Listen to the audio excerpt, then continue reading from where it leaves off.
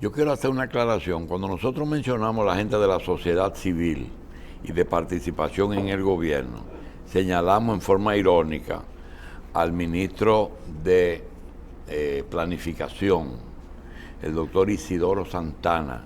Nosotros decimos Isidoro Flores.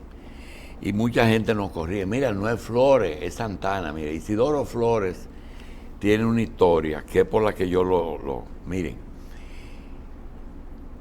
en la vida dice que es como se termina o un saldo. La vida es un saldo. Tú eres bueno o eres malo, o la historia te trata bien de acuerdo a un saldo de eventos que te ocurran. Hay un personaje en la historia dominicana que nadie ha superado en cuanto a radio y televisión, que es José Arismendi Trujillo Molina, Petán.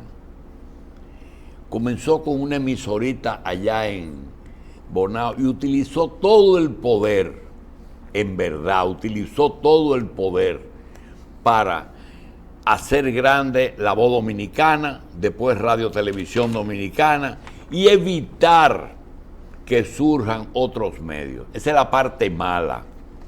Ladrón, abusador, todo lo malo. Pero resulta que cogió eso y lo puso en el tope. El tercer país de América que de los 20 y pico que en ese momento habían, que usa televisión. Fue este paisito.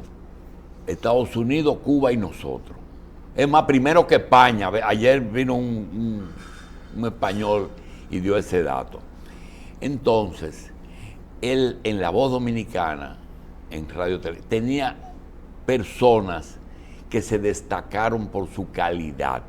Por ejemplo, en teatro, nadie ha superado el cuadro de Monina Solá y de ese grupo. Jesús Lizán. Nadie ha superado el tema de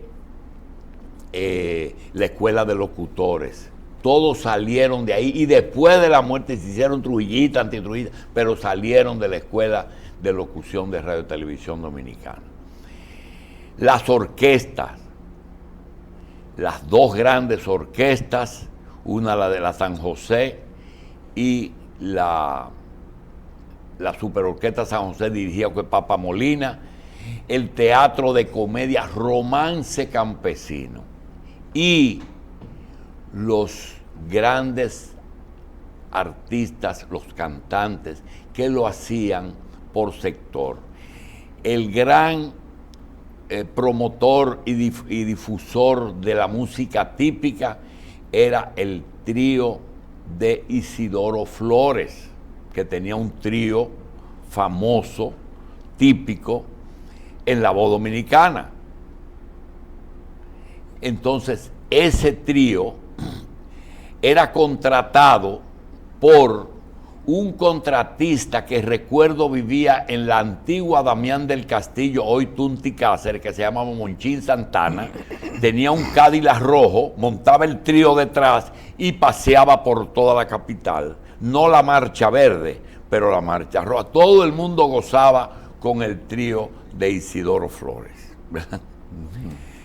El amigo Danilo Medina tiene un trío de participación que anda tocando otra música en su gobierno, que es el trío de Isidoro Santana, y que me recuerda mucho el señor Isidoro Flores, sentado detrás en el Cadillac de Monchín Santana, que era un contratista que Pedrito Trujillo le daba obra, y entonces él cogía semanas de parranda con su trío atrás. Esa semana el trío no tocaba en Radio Televisión. O sea que sí, antes era con la música en vivo y ahora es con un radio a todo lo que da, que anda la gente. Pues yo quiero decir que no es un error, es que hay similitudes de los Isidoros.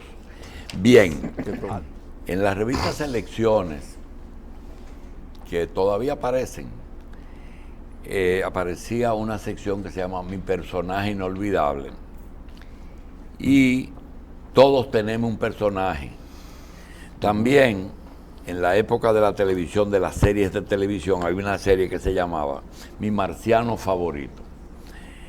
Para mí, yo tenía y tengo mi personaje inolvidable en política y mi marciano favorito es Pelegrín Castillo. Pero desgraciadamente, sectores que señaló Lilian en la pausa han impedido que él pueda desarrollar todas sus actividades en la dirección que deseamos, y es que es de los pocos políticos, por no decir el único, que como legislador llevó una agenda de proyectos que hasta sus enemigos la apoyaron, enemigos políticos, que pudo separar las diferencias de su partido con su función de diputado.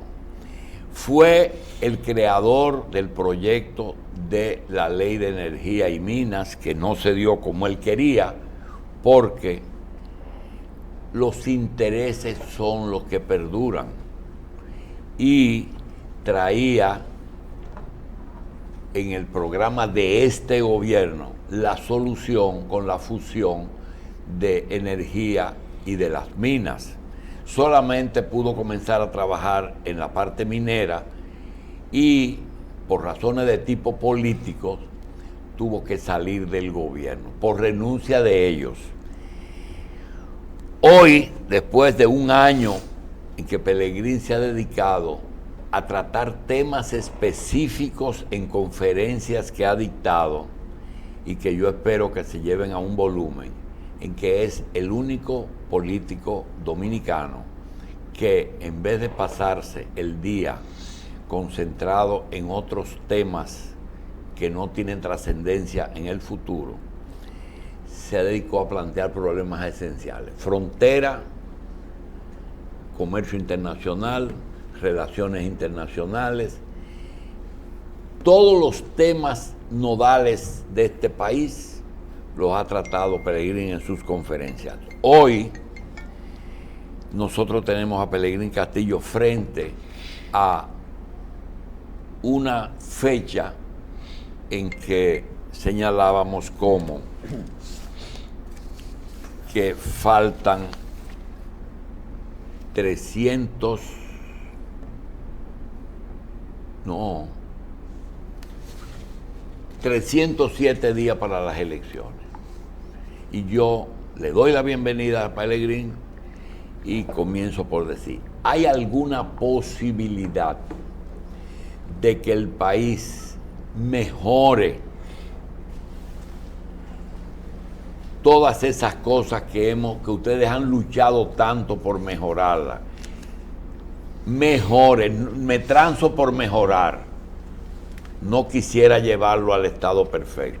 ¿Tú crees que hay posibilidades de que el 16 de mayo surja, a pesar de que ustedes están bien, me refiero a la fuerza, porque están del lado seguro ganador? Los dos billetes que tienen son ganadores. Sí, los dos, porque tiene Leonel Fernández, su aliado, y Luis, su pariente. Adelante, doctor.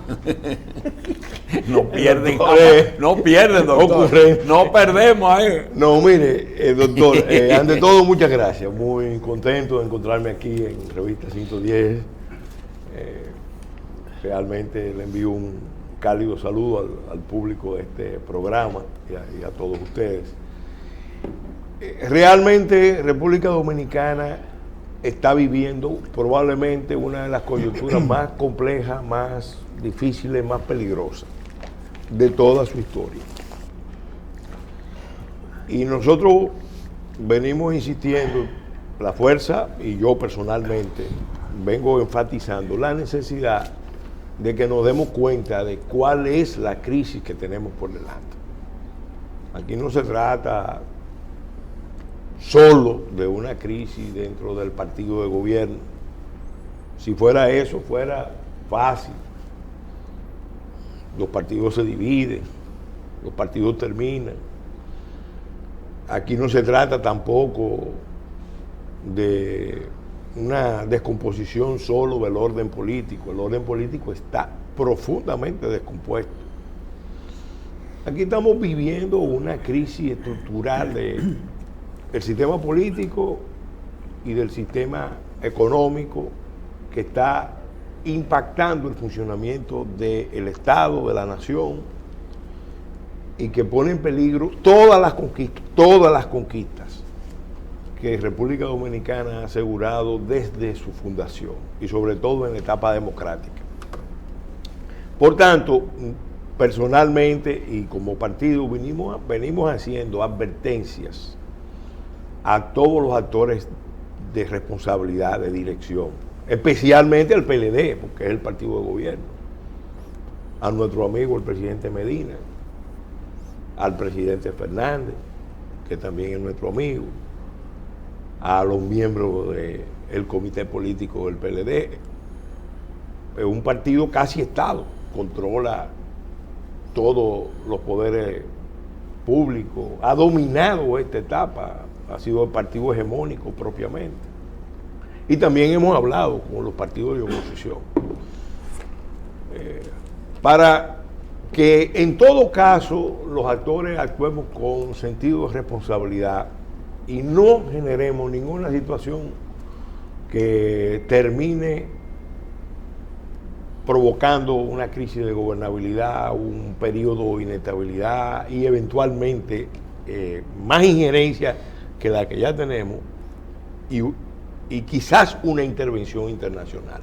Y esto último es muy importante porque la situación regional y continental es muy compleja.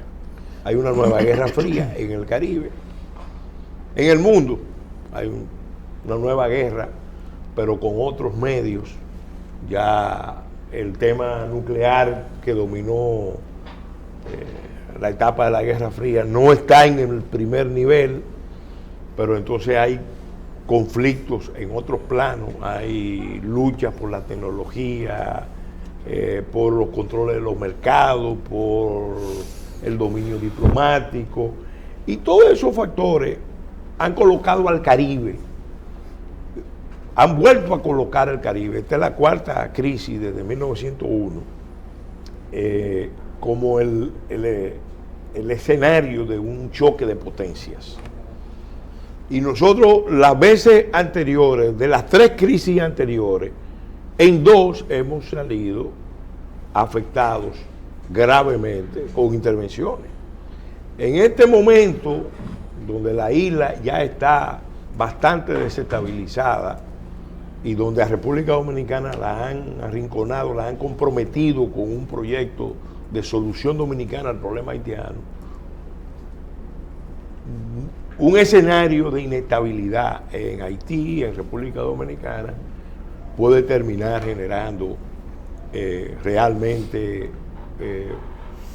una pérdida total, un nuevo derrumbe. Aquella obra famosa que escribió Federico García Godoy, describiendo todo el proceso que condujo a la primera intervención norteamericana, yo creo que vale la pena que muchos la relean ahora, muchos actores, porque aquí hacemos mucho la política mirándonos al ombligo y no vemos los antecedentes, no vemos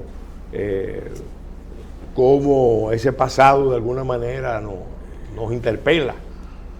Ahora estamos en una coyuntura muy complicada, muy delicada, y hay que pensar en términos de nación, hay que pensar en términos de Estado, para preservar todo lo que tenemos. Por eso la lucha dentro del Partido de la Liberación Dominicana tiene tantas implicaciones.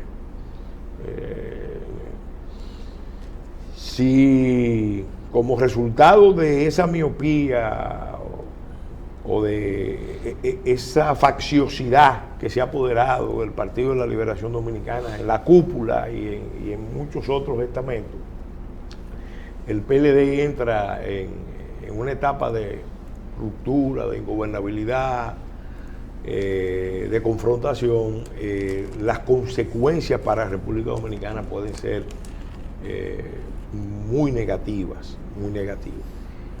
Si se rompe la institucionalidad, que ya de por sí es precaria, pues viene minada por muchos procesos. Entonces, ¿cuál es el reto, doctor? ¿Cuál es el reto, buenos amigos? Nosotros tenemos que darnos cuenta de que el país necesita el periodo que viene, porque aquí está terminando el ciclo, y eso es bueno decirlo, aquí se habló un ciclo político, terminó un ciclo político en el 94-96. Balaguer salió de escena, 94-96, le correspondió abrir el ciclo en el 66 y cerrarlo en el 96, 30 años después. Y dio paso a una transición. Y este ciclo ha sido el ciclo dominado por el PLD. Y ha sido dominado por el PLD porque el partido histórico antiseleccionista, que era el PRD, se dividió. Se dividió. Y el PLD aprovechó esas divisiones y dentro del sistema que tenemos, realmente sacó ventaja. Ahora, ¿qué es lo que está pasando? El sistema político que nosotros tenemos definitivamente está en la base de la mayoría de los problemas del Estado. No es un tema que tenga que ver con un gobierno, con un presidente, con un partido. Es un problema de fondo de la cultura política nuestra. Nosotros tenemos una relación política dominante que se caracteriza por un reparto como favores de cosas que se tienen que garantizar como derechos.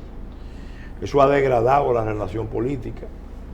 Eso, quizá el gran pecado del PLD es ese, que llegó como un partido modernizador y moderno y terminó capturado por la cultura política, reproduciendo muchas de esas debilidades, de esos vicios.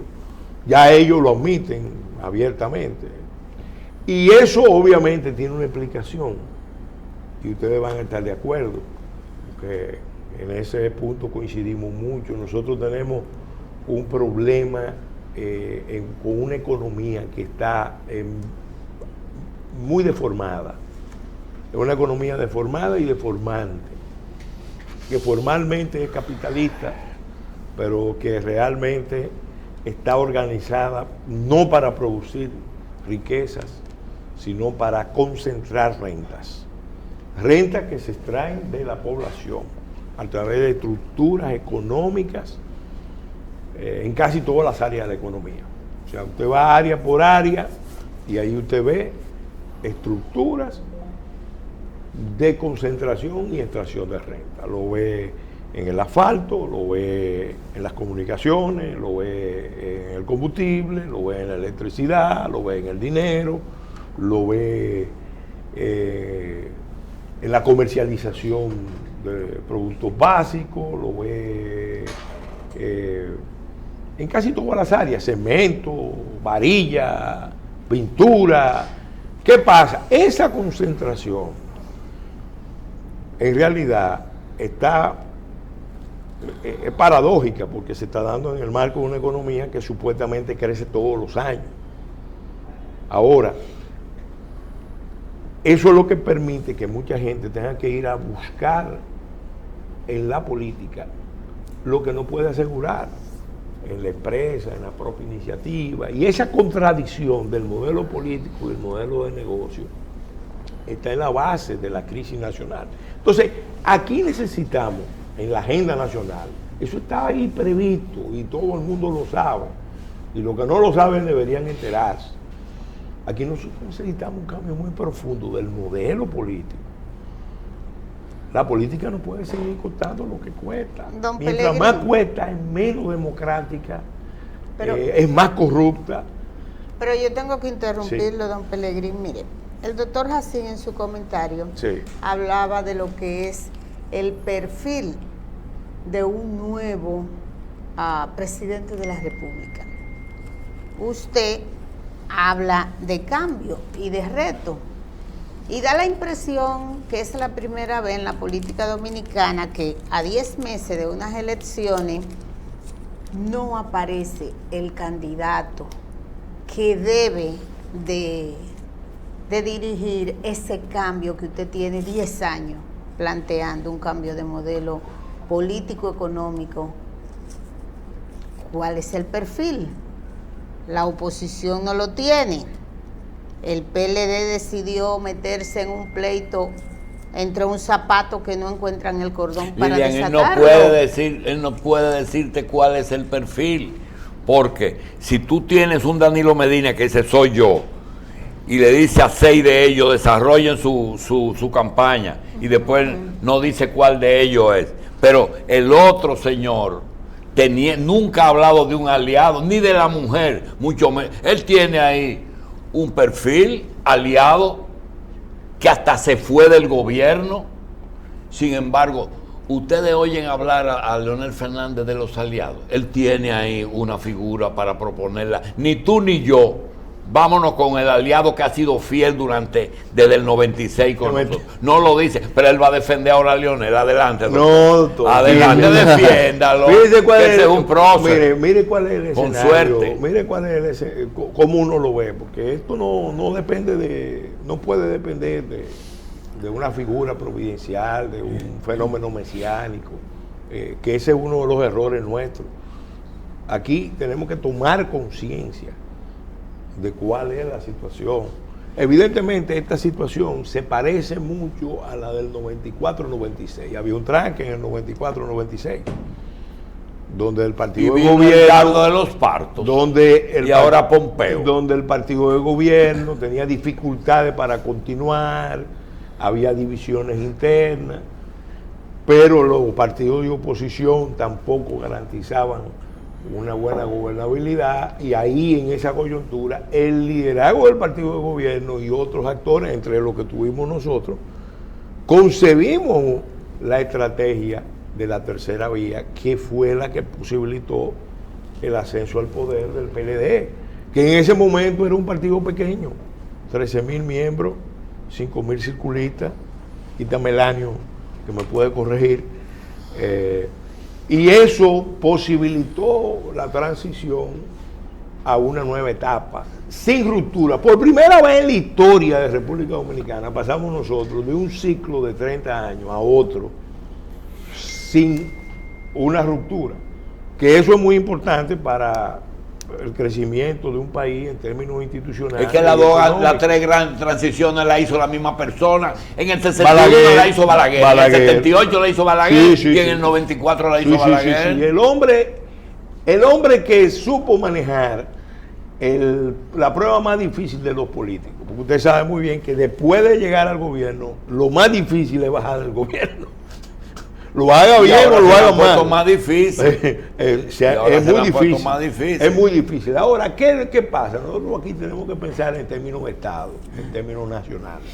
Hay que pensar en cómo nosotros, dentro del sistema, sin ruptura, sin gobernabilidad, por la situación exterior. Si no tuviéramos la situación exterior que tenemos, quizá los riesgos de conflictos internos fueran menores y manejables, pero ahora no. Entonces, ¿qué tenemos que hacer? Bueno, en este caso, el papel nuestro, lo que podemos hacer es apelar a todas las fuerzas políticas que están ahí, que son la realidad, que dominan los estamentos del Estado, que dominan la política, que tienen el control. Miren. Pero me da la impresión de que nadie ha cambiado mentalmente. Bueno, espérate, tengo que interrumpir. Yo estoy de acuerdo contigo. No, hay una inconsciencia. Óigame, el gobierno que llegue, lo encabece el que lo encabece. Se llame Luis Abinader, se llame Leonel Fernández, se llame como se llame, va a encarar probablemente el gran desafío de manejar un periodo profundamente conflictivo y difícil, porque las contradicciones de la política y de los negocios que tenemos aquí son enormes y hay que hacer grandes reformas, y lo sabe todo el mundo. Por lo menos los que han estudiado esto saben que a nivel económico, esta economía, este camello que se ha vendido muy bien, nuestro amigo Andy sabe cómo se vende el camello en los mercados de capitales, este camello tiene una base muy frágil. difíciles de mantener y ya se está viendo. Los actores políticos ahora mismo perdieron una oportunidad de hacer una verdadera reforma política democrática. Cada cual hizo un cálculo, incluido el PRM, pero sobre todo el PLD y el sector, particularmente el presidente Medina, que es el que domina, hizo un cálculo de nosotros vamos a tomar las leyes de partido y la ley electoral para preparar un escenario que favorezca nuestros planes, cuando lo que el país está pidiendo es realmente un cambio a fondo. Pellegrini. Si no, nos vamos, miren, con esos problemas que nosotros tenemos alrededor, que son enormes, y sobre todo teniendo, miren, qué es lo que a uno más le puede doler, porque si hay un país que tiene potencial, el doctor, cuando habla de energía y minas, que destaca que yo fui a trabajar en la formación del ministerio, yo realmente tuve muchos años trabajando en el área, primero como presidente de la Comisión de Industria y Comercio y después como presidente de la Comisión de Energía y Minas y después como presidente de la Comisión del Mar. Realmente este país tiene un enorme potencial, es un mini continente. La llamada de Pompeo, ¿se gestionó desde aquí o es parte de la política de Estados Unidos hacia República Dominicana y hacia la isla? Y si eso se puede considerar un injerencismo. Mira, que esto es bueno entenderlo. Primero fue la carta del senador Menéndez, que mucha gente dijo, bueno, eso fueron los vinchos, eso fue la familia Castillo, que tiene vínculos especiales de amistad con Menéndez, y que pidió eso. Eso no es así. Miren, ahora mismo, es bueno entenderlo, en el continente, ahora mismo se está librando una gran batalla político-ideológica. ¿Por qué? Porque en el año 1990, Fidel Castro con Luis Ignacio Lula da Silva crearon el Foro de San Pablo.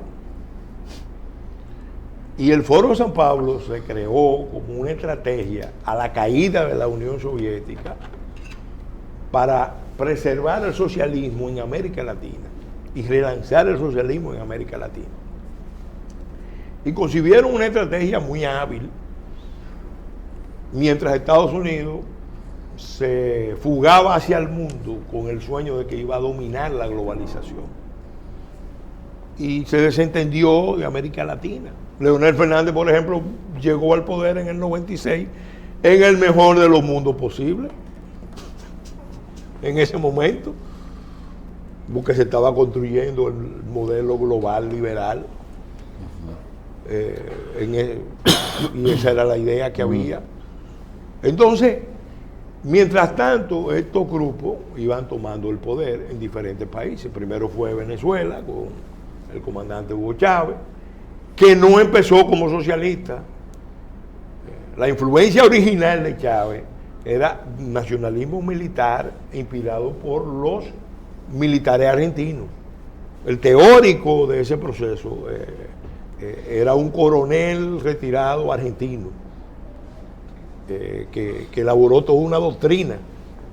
Pero Fidel Castro, que es un estratega brillante, hay que reconocerlo, identificó en Chávez el líder carismático, muy parecido en términos carismáticos a lo que fue Perón, y lo atrajo a su órbita político-ideológica. Y los partidos del Foro de San Pablo después contaron con el apoyo de Lula, que gana en el 2002 y toma el poder en el 2003. Y se produce un alineamiento continental contra Occidente.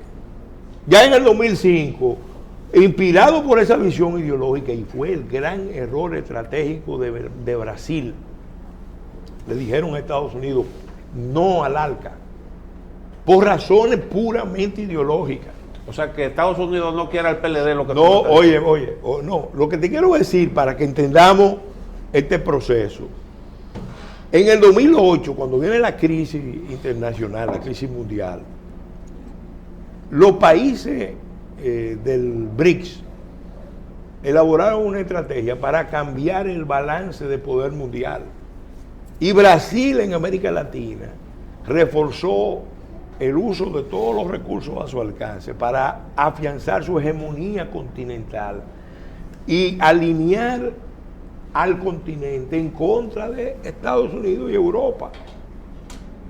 No solamente en términos económicos.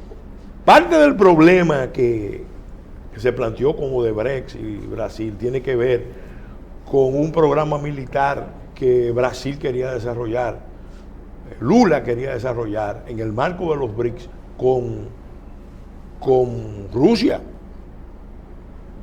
Entonces yo quiero rematar. ¿Qué pasó? Ahí empezó una guerra política, una guerra económica, una guerra legal. Eso no significa que lo que se ha develado sea falso o fabricado. Ahora, lo cierto es que a nivel continental el grupo del Foro de San Pablo tiene una visión, especialmente el ALBA, de que los gobiernos que llegan tienen el derecho de continuar en el poder indefinidamente. ¿Por qué? Porque como ellos tienen, vamos a decir, una legitimidad de origen, los revolucionarios tienen el derecho de permanecer en el poder todo el tiempo y usar cualquier método para retener el poder. Eso está en la base de la crisis venezolana, eso está en el origen de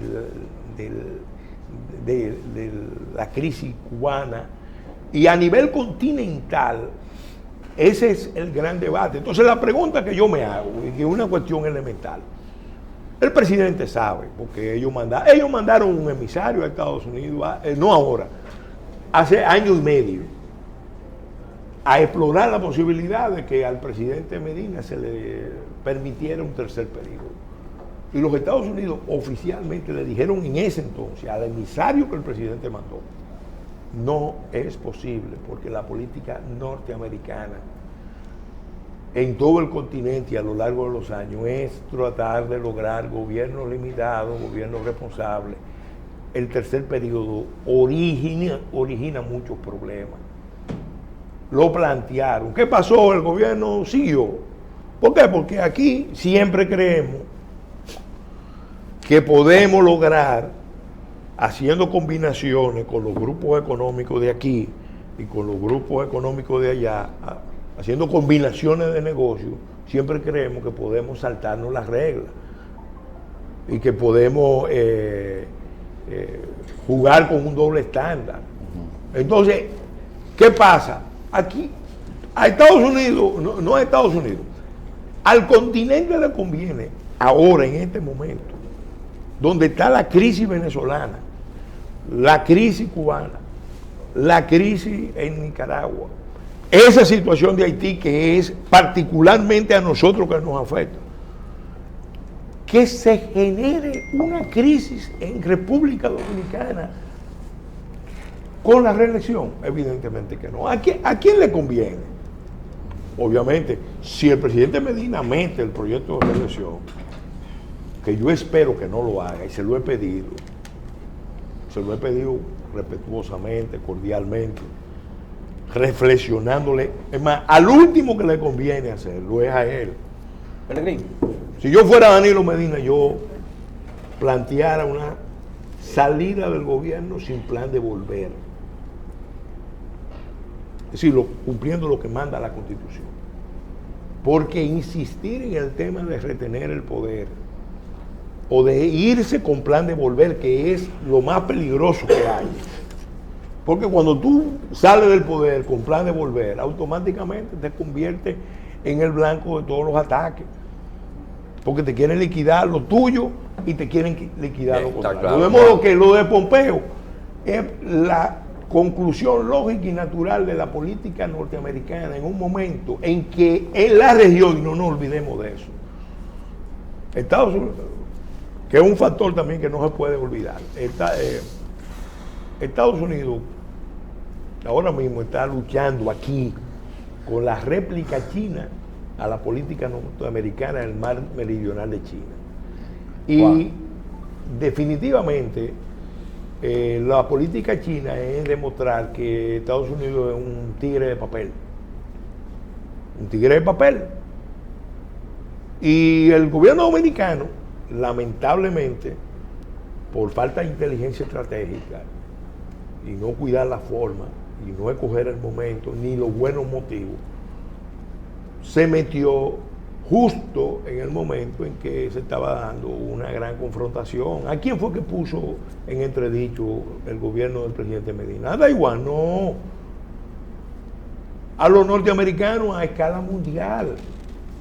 Pelegrín, déjame hacer una pregunta. Hablando del líder carismático, usted junto con los otros partidos, 8 partidos, dice que Leonel es bienvenido a esa coalición de partidos. Esto no podría ser un colchón para que fácilmente Leonel deje el PLD y sea el candidato de ustedes. No, mira, nosotros nos referimos al sector externo del Partido de la Liberación Dominicana, del presidente Fernández. Se sabe que el presidente Fernández tiene muchos seguidores que lo apoyan a él, que no son PLDistas. Muchos vienen del Partido Reformista, no han encajado en el balaguerismo, o mejor dicho, son balagueristas, no han podido permanecer en su partido. Ese sector que es importante, que también involucra actores de otros sectores, de otros litorales, realmente se acercó a Juntos Podemos con la posibilidad con el interés de explorar la posibilidad de integrarse, y cuando me preguntaron a nombre de Juntos Podemos, nosotros dijimos que sí, que estamos abiertos, no solamente a ese sector.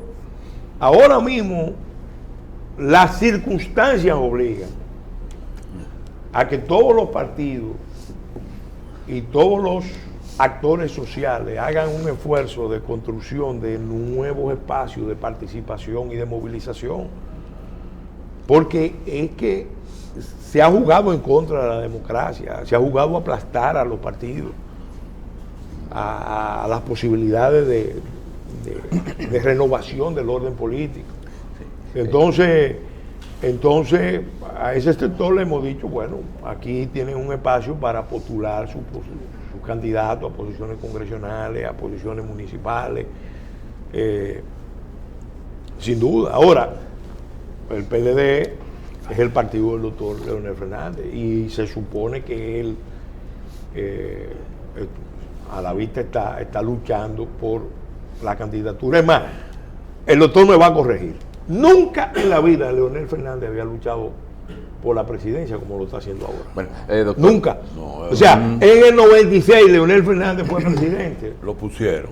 Porque la coyuntura demandaba un liderazgo de su perfil. Carlos. En el 2004 igual. Sí, doctor, pero también hay algo que nos pone dubitativo en cuanto al enfoque de la lucha, de la defensa de la Constitución, porque por un lado dice no reformarla, pero realmente por otro lado se dice no tiene los votos para ser aprobada. Entonces, como que no estamos saltando un paso en cuanto a lo que es incluir en la lucha lo que es la preservación de la integridad de esos legisladores que están desde adentro o deberían estar desde adentro con una posición firme en contra de esa reforma. Mira, realmente por los antecedentes, ya se vio en el 2002, se vio en el 2015 y ahora se ve con más claridad. Es necesario que la sociedad se movilice. Con esto no se puede jugar. Nosotros ahora mismo, mucha gente quisiera reducir la diferencia a una pugna de Leonel y Danilo Medina. En parte lo es, o sea, el origen es ese. Pero lo que está en juego no es eso. Lo que está en juego es definir si nosotros somos un país que se va a guiar por sus instituciones y la más importante de todas, por su Constitución, o si vamos a ser un país que se va a guiar por las encuestas o por el consenso entre los grupos empresariales y la cúpula de los partidos. Bien.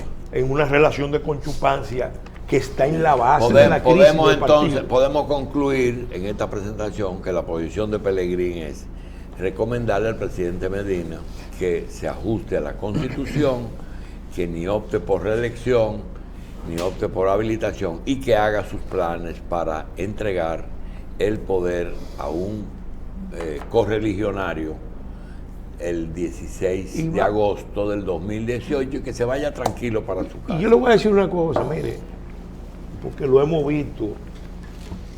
Yo le voy a poner dos ejemplos de dos presidentes que yo conozco y uno es amigo, el presidente Andrés Pastrana.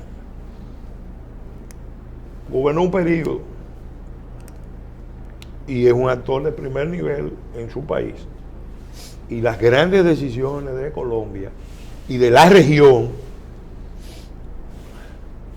está muy implicado en el conflicto de Venezuela, necesariamente cuentan con su participación. El presidente Uribe, senador en Venezuela, establecieron... Pero eso no es lo que se quiere aquí. Bueno, espérense. Eso no es lo que se quiere.